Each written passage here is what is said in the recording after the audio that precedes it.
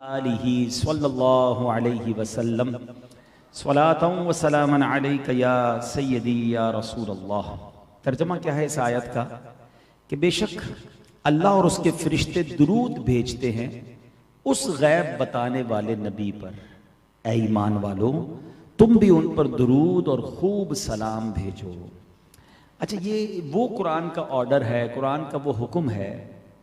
अल्लाह करीम ने कुरान में जा बजा अहकामात नाजिल फरमाए हैं। कभी नमाज का फरमाया, कभी ज़कात का फरमाया। बहुत सारे हमें शरई अहकामात ऑर्डर्स मिलते हैं कुरान से, मगर कहीं ये नहीं फरमाया कि ऐ ईमान वालों, मैं भी करता हूँ, मेरे फरिश्ते भी करते हैं और तुम भी शामिल हो जाओ।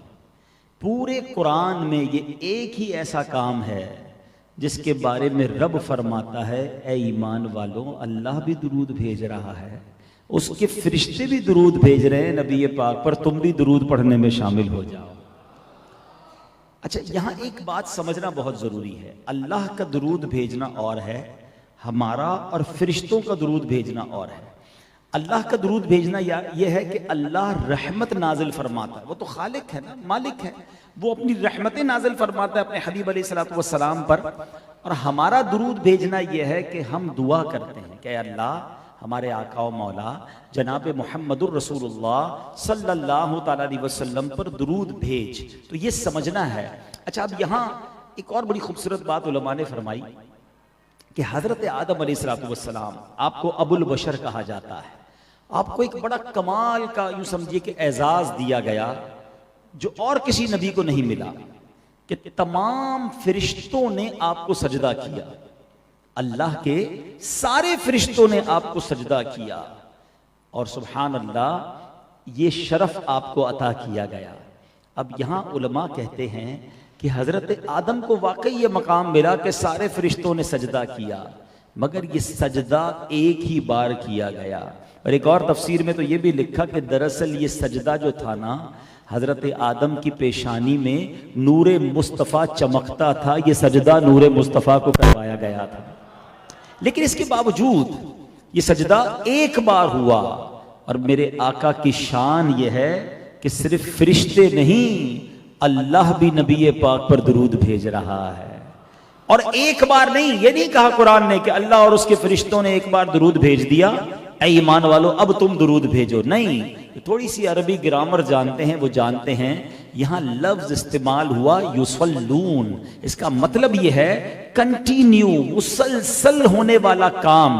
तो सुभान अल्लाह, ये अल्लाह और उसके फरिश्ते मुसलसल दुरूद भेज रहे हैं, अल्लाह मुसलसल रहमत नाजिल फरमा रहा है। तो अब सच्ची बात यह है कि हमारे आका को हमारे दुरूद की हाजत नहीं है? जिस नबी अलैहिस्सलातु वस्सलाम की बारगाह में खरबों भी थोड़े हैं, हाँ फरिश्ते कितने हैं हम काउंट ही नहीं कर सकते। हाँ, ये खुद कुरान में रब अज़्ज़ व जल ने एक जगह खूब इरशाद फरमाया। अल्लाह फरमाता है वमा यअलमु जुनूद रब्बिका इल्ला हुवा। अल्लाह फरमाता और अल्लाह और तेरे रब के लश्करों को उसके अलावा कोई नहीं जानता, अल्लाह के लश्करों को। और फिर फरमाया फरिश्ते अल्लाह का सबसे बड़ा लश्कर है। सारी कायनात में जो सबसे बड़ी क्वांटिटी में अगर कोई मखलूक है ना, तो वो फरिश्ते हैं। मैंने पहले भी कई बयानात में ये एक कैलकुलेशन बयान की है, आज फिर बयान करता हूं ताकि ईमान ताज़ा हो और अंदाज़ा हो कि मेरे आका पर हर लम्हे हर आन कितने दुरूद भेजे जा रहे हैं। फरमाया जाता है, इमाम नबहानी रहमतुल्लाहि तआला अलैह अपनी किताब सआदतुद दारैन में फरमाते हैं कि फरिश्ते अल्लाह का सबसे बड़ा लश्कर हैं। हदीस रसूल सल्लल्लाहु अलैहि वसल्लम से मरवी है कि आसमान चरचराया। चरचराने का मतलब समझते हैं? कभी आपने स्टेज पर बैठे हों और बहुत सारे लोग आ जाएं तो क्या होता है, थोड़ी सी आवाज आती है, ऐसा लगता है अभी टूट जाएगा। चरचराना इसको कहते हैं।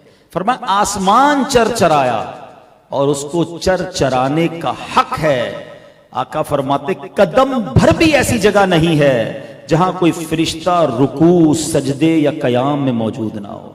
हर चप्पे पर हर जगह कोई फरिश्ता इबादत में हो, इतने फरिश्ते हैं। अब कैलकुलेशन आप बयान करते हैं कि फरमाते हैं, कहा जाता है कि इंसान जिन्नात का 10वां हिस्सा है। तो आपने रिवायतें भी सुनी होगी, जब एक इंसान का बच्चा पैदा होता है तो 9 जिन्नात पैदा होते हैं। तो इंसान जिन्नात का 10वां हिस्सा है। तो हम एक मोटी सी कैलकुलेशन मिल के करते हैं। माशाल्लाह यहाँ काफी कारोबारी लोग हैं, थोड़ा आपका हिसाब किताब भी चेक कर लेता हूँ। दुनिया में बताया जाता है 8 अरब के करीब अब हमारी आबादी हो गई है। थोड़े दिनों पहले मैं देख रहा था इंटरनेट पर, 7.25 अरब के करीब तो पहुंच गए। 8 अरब गिन लेते हैं, मान लेते हैं 8 अरब इंसान हैं, तो जिन्नात कितने हो गए? 80 अरब। ठीक है, मोटा हिसाब कर रहे हैं, 80 अरब जिन्नात हो गए। आप फरमाते हैं इन दोनों को मिला लें तो ये जिन और इंसान खुश्की के जानवरों का 10वां हिस्सा है। इस जमीन पर जितने जानवर हैं ना, इसका 10वां हिस्सा बनते हैं इंसान और जिन्नात। तो जमीन पर जानवर कितने हो गए? 800 अरब। फरमाया इनको मिला लें तो ये परिंदों का 10वां हिस्सा है। परिंदे कितने होते हैं? एक एक दरख्त में पता नहीं कितने 100 कितने हजार परिंदे होते हैं। तो फरमाया ये परिंदों का 10वां हिस्सा है। तो परिंदे कितने हो गए? 8000 अरब। फरमाया इन सब को मिला लो तो ये समुंदरी जानवरों का 10वां हिस्सा है। 67% पानी है दुनिया में, और कितने गहरे गहरे समंदर हैं। एक तहकीक मैंने पढ़ी थी कि अगर पूरी दुनिया में खाना खत्म हो जाए ना, फल फ्रूट सब्जी जानवर सब खत्म हो जाए, अनाज, तो फरमाया ये समुंदर जो है ना वो 100 साल तक दुनिया को खुराक दे सकता है। अल्लाह ने इतने जानवर इसमें रखे हैं।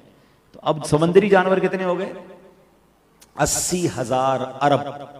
फरमाया इन सबको मिला लो ना तो ये जमीन पर मौजूद फरिश्तों का 10वां हिस्सा है। कितने हो गए? 8 लाख अरब। फरमाया सब मिला लो तो पहले आसमान के फरिश्तों का 10वां हिस्सा है। 80 लाख अरब हो गए पहले आसमान के फरिश्ते का, सबको मिला लो तो अब ये दूसरे आसमान के फरिश्तों का 10वां हिस्सा है। इन सबको मिलाओ तो ये तीसरे आसमान के फरिश्तों का 10वां हिस्सा है। इनको मिलाओ तो ये चौथे आसमान के फरिश्तों का 10वां हिस्सा है। कैलकुलेट करते करते 7वें आसमान तक पहुंच जाएं और फरमाते हैं कि फिर उसके बाद ये सारे जो फरिश्ते हैं ये कुर्सी के फरिश्तों के मुकाबले में मामूली सी जमात बनते हैं। इन सब फरिश्तों को मिला लें तो ये अर्श के एक पर्दे के फरिश्तों का 10वां हिस्सा है, और अर्श के पर्दों की तादाद 6 लाख है। सारे कैलकुलेटर, सारे कंप्यूटर, सारे पैरामीटर सब खत्म हो जाएंगे, फरिश्तों की तादाद कोई नहीं कैलकुलेट कर सकता। अब ये सारे फरिश्तों की ड्यूटी क्या है? अब जरा समझो मेरे आका की शान कि इन सब फरिश्तों को काम क्या दिया गया है? इन्नल्लाह व मलाइकतहू युसल्लूना अलन नबी। आए हाय, कैसा मेरे आका का मर्तबा है कि ये खरबों, नहीं जनाब खरबों भी थोड़े आगे का तो लफ्ज भी नहीं पता मुझे, सब फरिश्ते अल्लाह के हबीब पर दुरूद भेज रहे, और मासूम भी हैं, गुनाह भी नहीं करते। जब मासूमों के दुरूद इतनी बड़ी तादाद में मुसलसल भेजे जा रहे हैं तो हमें क्यों कहा गया दुरूद पढ़ने का? सवाल बनता है, हमें क्यों कहा गया? कुछ मेमन लोग बैठे मेरी बात जल्दी समझ जाएंगे। हमारी मेमोरी में एक जुमला कहते हैं, जब कहते हैं ना कोई गरीब आदमी आता है माल बेचने के लिए, माल खरीदने के लिए, तो हम कहते हैं इसको खटा दो यार, गरीब आदमी इसको थोड़ा चांस दे दो। आपकी उर्दू में बोलते हैं इसको चांस दे दो, मौका दे दो। सच्ची बात यह है कि मेरे आका को दुरूद की हाजत नहीं, हमें चांस दिया गया है, हमें खटाया जा रहा है। तुम भी पढ़ लो तुम्हारी झोलियां भी भर दी जाएंगी, तुम भी पढ़ लो तुम्हारे काम भी सीधे हो जाएंगे, तुम्हें मदीने वाले की निगाह मिल जाएगी। एक्चुअली दुरूद पाक ये है कि काम हमारे बनाने के लिए हमें यह वजीफा दे दिया है। हर दर्द की दवा है सल्ले अला मोहम्मद, हर दर्द की दवा है सल्ले अला मोहम्मद, तावीज़ हर बला है सल्ले अला मोहम्मद। तो खुदारा दुरूद पाक कसरत से पढ़ते रहा करें ताकि ये रहमतें, ये बरकतें और फरिश्तों का साथ हमें मिल जाए। अल्लाह मुझे भी दुरूद पाक पढ़ने की तौफीक अता फरमाए, आपको भी नसीब फरमाए। आइए मिलकर दुरूद पाक पढ़ लें। सल्लू अलल हबीब सल्लल्लाहु तआला अला मुहम्मद सल्लल्लाहु अलैहि वसल्लम।